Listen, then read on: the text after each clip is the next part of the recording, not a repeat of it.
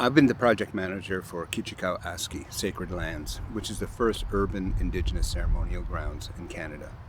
And we started that actually 17 years ago, when myself and an elder, having meetings with other elders, we decided that one thing that we're missing in our urban centers for Indigenous people is a place where we can go and pray, to do our basic ceremonies.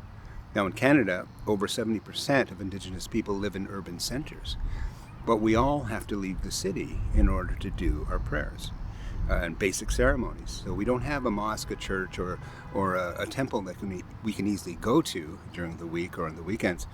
We have to leave. And so, transportation issues are big issues for Indigenous people living in urban centers because we're the poorest of the poor. It's difficult to try to organize a ride or a lift to do a ceremony that might be 100 kilometers away. So it falls upon us then to create that kind of social infrastructure so that we can have our people easily access it through public transit. And so that's how we created Kihcihkaw Askî. But we also worked with over 170 different Indigenous elders giving us guidance and direction on how to do this and having great conversations about what we needed. So we opened it up officially in September, almost a year ago, as a matter of fact, September 22nd last year. And so it's been heavily used since, and it's continuing to be heavily used. So the need is there. Australia, for example, has 78% of its Indigenous people living in urban centers. And so we see this migration into the cities and the growth of Indigenous people inside urban centers.